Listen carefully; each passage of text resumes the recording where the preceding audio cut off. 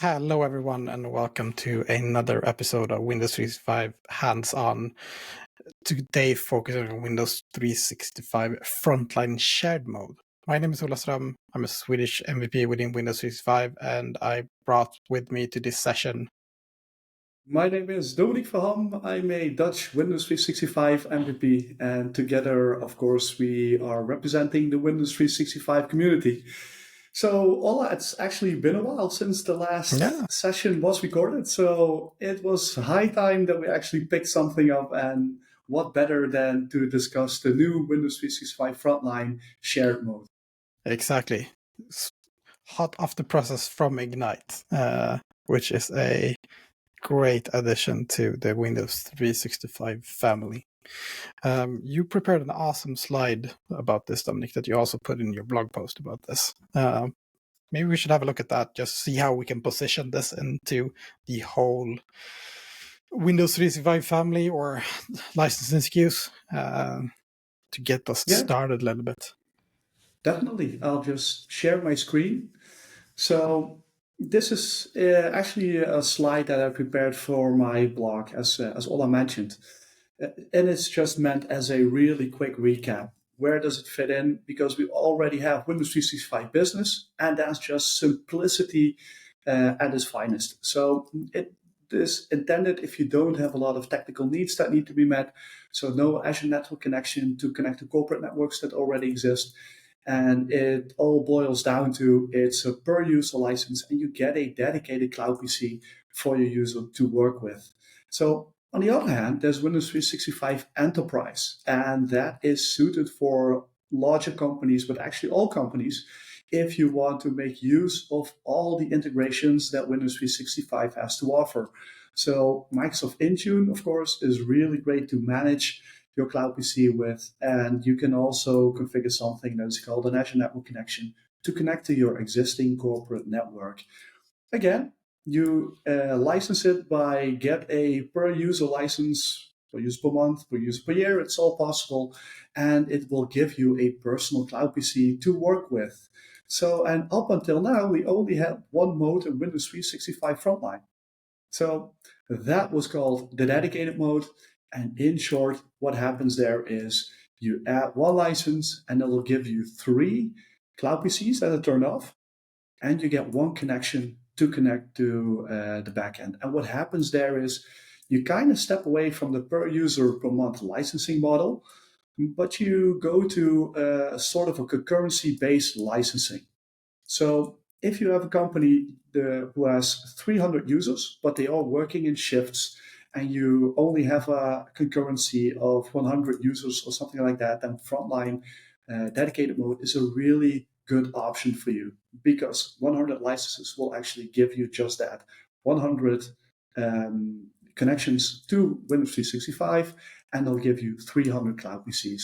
So again, this is a personal cloud PC, even for all the users that are using Frontline. So there's no one else signing into your cloud PC. But as Ola mentioned, Ignite came around, and there's a lot of cool stuff coming from Ignite. And of course, the shared mode is a really cool evolvement of Windows 365 Frontline. Could you elaborate on that, Ola? Absolutely. So Windows 365 Frontline Shared mode is, a way to do shared PCs in the cloud. So we don't have a dedicated cloud PC anymore. So we all work from the same session or from the same host. But we still need licensing for concurrent usage. So if we have 100 licenses, we can set up 100 shared mode devices, and we can have 100 users signing into those machines or that machine.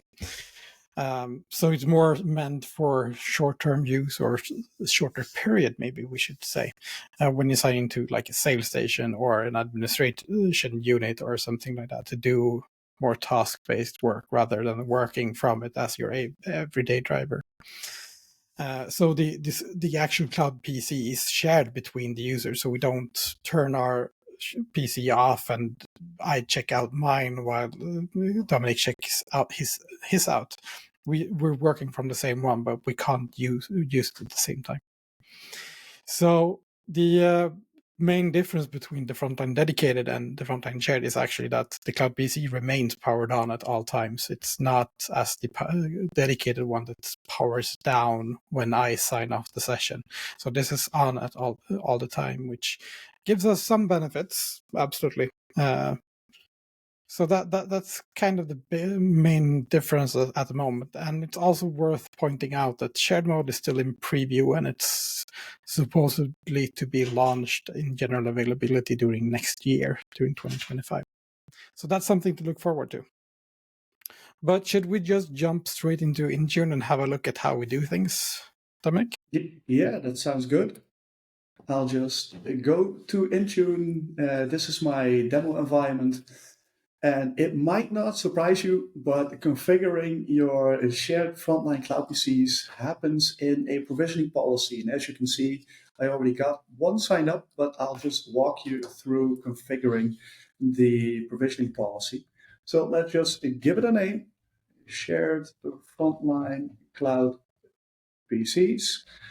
And description could be optional, but the most important thing is have a look at the license type. We already had these choices, enterprise, frontline, it's all good. But now, if you select frontline, you can actually go for a dedicated mode. And here's the shared mode, which, as Ola mentioned correctly, it's in preview. And the other things are just the same at this point. So the join type is Microsoft Entra. Let's keep it easy. You can actually use Microsoft Hosted Network for that one. I'll just go with the only option at this point in the European Union. And I would expect more to come live, of course, when the product reaches general availability. Single sign-on is also supported, and you can go through there. Next up is the image. You can choose between a gallery image and a custom image. Of course, gallery images are already optimized for a lot of things, Teams especially, of course. Windows itself is optimized. So this will actually give me Windows 11 Enterprise with the Microsoft 365 apps in the latest version. But since this is, a special use case type of solution, I could actually see to go for a custom image that has just that single app installed where users need to work from remotely.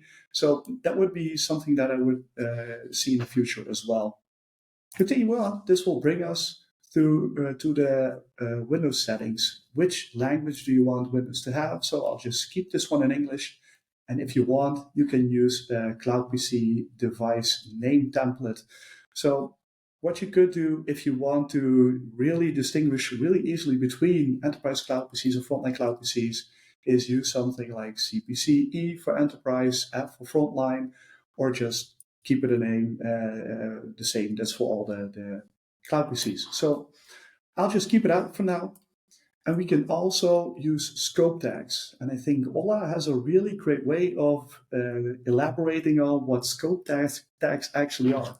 So scope tags are great to use for situation where you want to split up the administration work, maybe on a geographical perspective, so that I, as a Swedish administrator, can only see those cloud PCs set up with a scope tag for Sweden, and Dominic can only see the Dutch ones. Or we can split that. I can only see HR, while Dominic can only see the economy department PCs. We can split up depending on what my work surrounds. So I don't have to see everything that I'm not supposed to see or that I don't need to see. So there's a great use for this to actually limit the admin view for those situations, maybe for your support personnel in particular.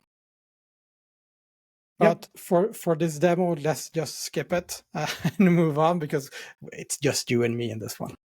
Yeah, sounds great. Sounds great. Next up is the assignments, and how that works is just add your groups in there and select the Cloud PC license that you want to assign to that group. So is that actually all that there is to creating the provision policy? And you would say yes, but I think it's worth noting that the configuration tab will actually expand. And let me just really quickly give you an impression of what Microsoft is working with at this point. As you can see, we already had the Windows setting in the Cloud PC naming template, but there's also the possibility to use an autopilot device preparation policy. And this is really great if you want users to have the applications installed via Intune before they can actually access the desktop. So this is something that is still under development at this point. At least it looks like. So that's actually all there is to it. I already mentioned that I created a provisioning policy for Frontline. And here's all the good stuff. The name, the description, the types, etc. The gallery image that I used, the language, it's set to English. And here is the Entra group that I'm using. And it's assigned to the 2 vCPU, 8 gigs, and 128 gigs of memory license. And it's demo environment. So there's only one available. But the good news is, since I prepared this one, we can just head over to the Cloud PCs tab, and you can now see that this Cloud PC is up and running. So there's really no difference once you created the provisioning policy. Windows 365 service will basically pick up the change, and it will start to deploy the Cloud PCs for your end users. That's awesome. And you can also see that since you named this shared, we can see that these are a shared Cloud PC. Yep. But if we want to access this, how does it look from an end user perspective? Because this is the admin setup. So if when I'm trying to connect to my shared Cloud PC, how do I know it's a shared? It's almost like we rehearsed this one, Ola. So let me just bring in the Windows app at this point. And as you can see here, I'm signed in as an account that has a Frontline Shared Cloud PC assigned to her. And you can immediately see that the tag for the Cloud PC changed. So this is a Frontline Shared Cloud PC. And if you go into the details here, there's not much you can do. There's no reset, there are no user actions, point in time restore, etc. So if I were to compare this one with an enterprise Cloud PC, then there are actually more options. So you can actually restart and do all the good stuff right there. So heading back to my demo account, I think it kind of makes sense to see what the sign-in experience looks like, right? So I'll just hit the connect button right there and see if we can see any difference. So even though this looks like a regular Windows 11 sign-in screen experience, compared to dedicated mode, this is actually already a difference because, Ola mentioned it, the shared Cloud PC for Frontline is always on. If you would compare this experience to a dedicated Frontline Cloud PC, then that Cloud PC is off. So what happens when you sign in to a dedicated Frontline Cloud PC? You sign into the Windows app, you make a connection to the Cloud PC, and eventually the Windows 365 service will have to perform a couple of checks. Is there a license available for the user to connect to the Cloud PC? Is the Cloud PC created for the user? And if all those checks check out, then the Cloud PC needs to start. So Windows needs to start, the services need to be up and running before the connection can actually be made. And that does take up some time. So, and in this case, this is a shared Cloud PC. It's always on. We didn't have a policy that required apps to be installed before. So the experience is actually a lot quicker. That's great. Makes life a little bit easier as well. That not having to have that having that personal experience is great, but maybe not for all scenarios, and especially keeping it a little bit more cleaned up for scenarios where we don't want the users to start doing personal stuff on the device, more just doing their task and then get out of there, so to speak. Yep. So that actually concludes the demo. And now I really wonder, Ola, what is your idea of the new shared mode that we gotten with the Frontline Cloud PCs? I'm a big fan of this. I think it fills its purpose. It's not a new thing because it's end of the day it's more of a non-persistent VDI, but then done in a Windows 365 way, so a little bit simplified maybe. So I think it opens up for use cases, especially for people not coming from a VDI background, to start doing those more specialized scenarios in a more easy manner compared to setting up something more complex. What's your thoughts, Dominiek? You took the words right out of my mouth. I couldn't agree more. I think it's really awesome to see Windows 365 evolving over the years, new features being added. And this is a feature that I can see being used for specialized workloads. People that are actually doing a hit and run on their desktop, a quick sign in, do a couple of work, sign out. The Cloud PC will become available for another user who's working in the same manner to sign into. And I think it's a really nice idea. I think I really love it, to be honest. No, awesome. And like we said, still in preview, so hopefully a lot of change happening during next year with the device preparation stuff that we mentioned, and also more regions hopefully coming during next year. Yeah, that sounds good. And the only thing is, are we going to do another video on the dedicated mode then? Yeah, or of course. A licensing one? We have to follow this up with a dedicated one and showcase how we set that up, because it's similar but also different in a little bit way, since we get more cloud PCs out of that. But that's for another episode. So Definitely. Thank you for tuning in and following along our quick demo on the Windows 365 Frontline Shared, and we'll catch you all in a future video. Thank you. Have a good one. Thank you. Have a good one.